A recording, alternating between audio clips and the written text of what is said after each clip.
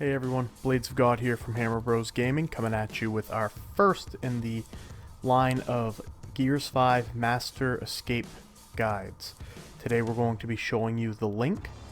For classes we are going to be running Protector, or I myself am going to be running Protector, and that's the perspective you'll be seeing. I have Beardsley with us, who's going to be running the Blademaster class, and Pyrociterwatz is going to be running Intruder.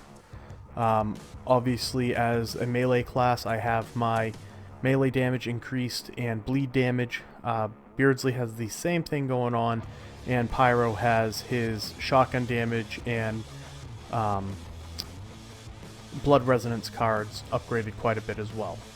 So for this map, difficulty modifiers are going to be the close range damage to wardens and rifle drones, meaning only gnashers and overkills can damage and kill wardens and rifle drones, along with shorter ultimates, which means our ultimates don't last as long, and some of the normal master difficulty modifiers like faster venom, Iron Man, more health, more damage, all the things that you should be used to if you've tried running some of these master maps. So, as soon as we come out of the safe room, we're going to be heading to the right. You can see that we get rejects as our enemy spawn. You can get rifle drones here. The rejects are a lot easier to deal with, but it's not all that bad to deal with, even if it's rifle drones. Just take your time and use that triple melee execution, which if you're using a controller is B to melee, so B, B, and then press and hold B a third time, and you will execute the enemy. You can see here we have rifle drones. These are grenadiers. They're going down fairly easy because of the increased damage and the bleed damage on my melee. But you can see this was a rifle drone, and even with bleed on, it wasn't doing any damage. So we actually found a workaround for that if I equip a shotgun and do my melee with the shotgun equipped, my melee will still do the regular damage because I have a gnasher as my active weapon.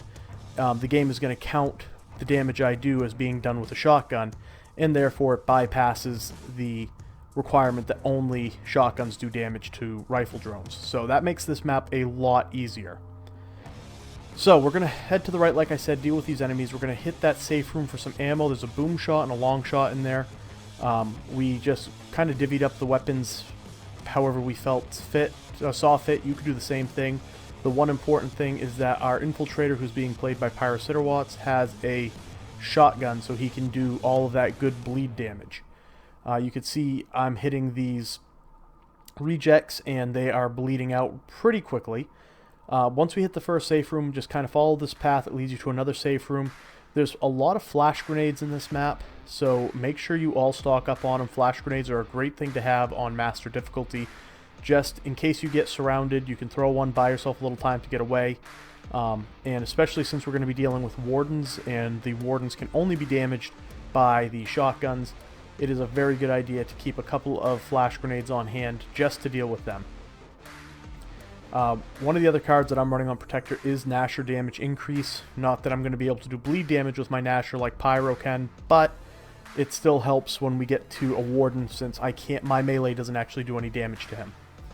So once we raid that second safe room, we're going to stick kind of to the right side of the map. You can see we're kind of staying on the right wall of that mini-map, and just kind of circle around. Again, we're getting a lot of rejects, and pretty much in this first part, if you get rejects at the beginning, you're going to get a lot of rejects right through until you get to this next big battle room.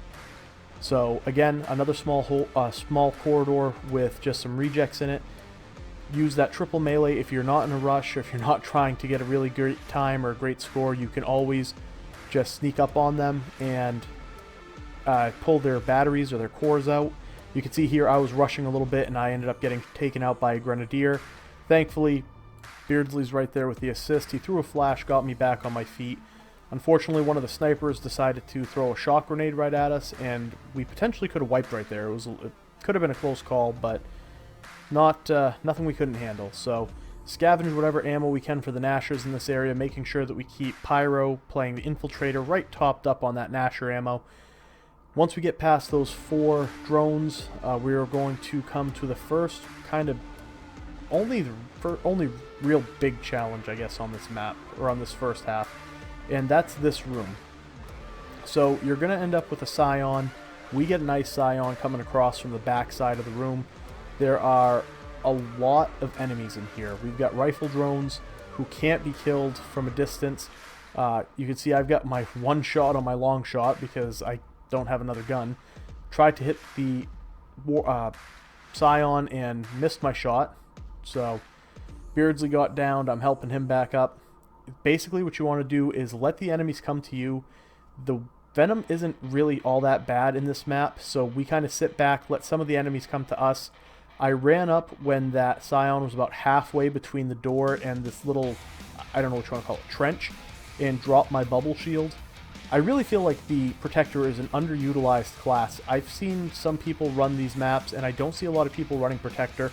That bubble shield, especially on maps where you have freezing enemies, like freezing bullets with imagos or something, it could be a lifesaver. So I dropped that bubble shield just so we would have some safety and closed on the ice scion to take him out. You can see we're using that trench for cover, trying to spot some of these enemies so we can coordinate. I thought I was going to be safe on this wall, but I end up getting downed again because, you know, I'm not a professional Gears player. None of us are. We get downed. It happens. But just goes to show that you guys can't, anybody can get through these maps. So I take out my shotgun, trying to do a little bit of distance work to help out Pyro, who's goes in there and kind of cleans them up. Waiting for my stim to come back. We decide that the enemies are far enough back that we're just going to book it to the safe room door. And just like that, we are through the first half of this map with everybody present and accounted for. So we close the door. I'm actually going to skip ahead to the beginning of the second act. There's some ammo in that safe room. Feel free again to divvy it up. If you're running the classes that we recommended, make sure your Infiltrator has first dibs at any of the ammo and shotguns in this level, just because that bleed damage is so critical. So as we come out of the safe room, you're sort of forced to go, there's only one way you can go, and it's this long, narrow alleyway. We have a drop shot scion, not sure if it's a drop shot every single time, and you can see right there, was a rifle drone. I have my shotgun equipped, and my melee is doing damage and bleed, so it's definitely a great workaround. Unfortunately, Beardsley got dead. He got hit by that drop shot scion, and well, not much. You can't really come back from a drop shot headshot on Master. Pyro was down. I kind of panicked a little bit, fell back. There was one drone back there, took him out with my melee. Pyro was thankfully able to run up and use his shotgun to bleed out a lot of the enemies. So I went over, picked up the boom shot off of Beardsley's dead body because, hey, boom shots are never a bad thing to have. And we're kind of advancing. We're using the cover the best we can, closing on these enemies when they're either singled out or reloading. Thankfully, my stim gives me the ability to take a couple of shots and still close distances. So it's really nice to be able to get in there and use that bleed damage to bleed out enemies when they're by themselves or in small groups. So once you're through this alleyway, or that kind of tunnel that you have to go through, there is a safe room on the left and the right. Again, I gave Pyro the choice of ammo for whatever he wanted just to load up his gnasher. My gnasher was almost full as well, but we went to the left to that safe room. There's another safe room on the right. If you need more ammo, go ahead and visit this safe room, or if you need to top up on your flash grenades, because I believe there's some flashes in here as well.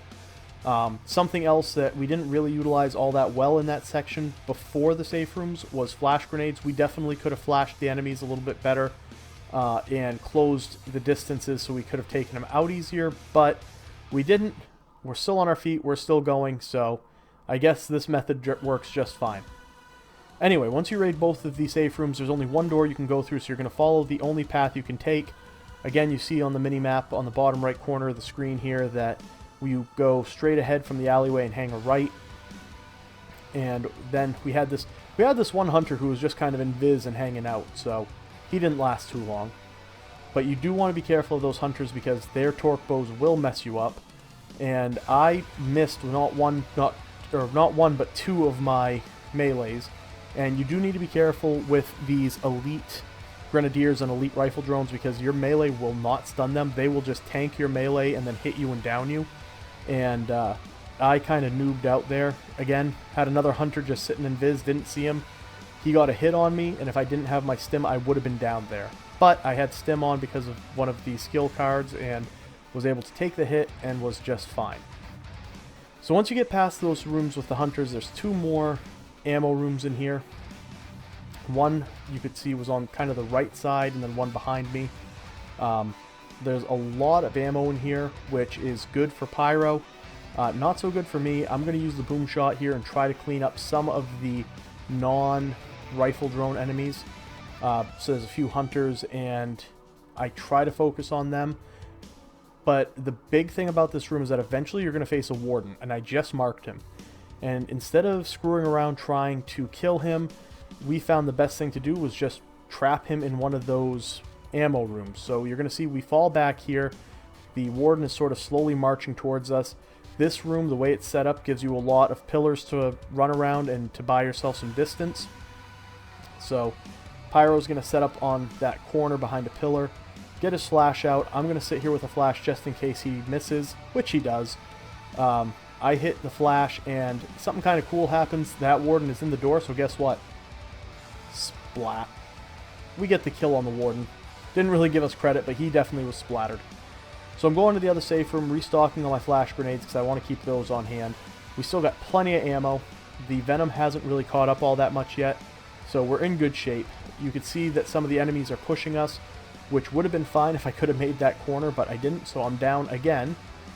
Pyro, being the awesome player he is, he decided to pop his his ultimate, and get over here to revive me. I'm going to advance up here. I was trying to wait for my Stim to come back, but it didn't, so I took a chance, went out, took down that rifle drone. Again, popped my head out of cover, took out the other rifle drone using my melee. I've got a drop shield ready now, and I'm going to hold on to it for the time being, but this is a very useful ultimate to have in this area because there's a lot of enemies that shoot at you. So, once you take out the warden, once you clear out those base enemies who kind of rush you, you're going to come up the right side here. You can see we took out a drop shot scion. We're going to continue moving up the right. Most of the enemies have been cleared out to this point. We're in really good shape. We're almost to the exit.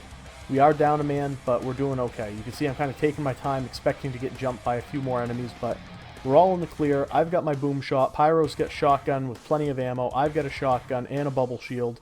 So we're in really good shape here. Activate the door and get ready for the final door hold. There are a lot of juvies here, a lot of poppers, so I'm trying to get a shot with my boom shot to cause a chain reaction. Kind of works. We got more poppers coming out. Try to do the same thing again, and I got one more shot. We have a warden that's going to come out. Was not anticipating that, and I kind of panicked a little bit. Thankfully, was able to get over and get Pyro revived. I pull out a flash, trying to let Pyro get some distance. I was going to flash him, but Pyro said, nah, I'm just going to handle this myself. Popped the warden in the face like a champ, and he was dead. And that's it, guys. That is the link on Master Difficulty. Good luck, and stay tuned for more guides coming in the future.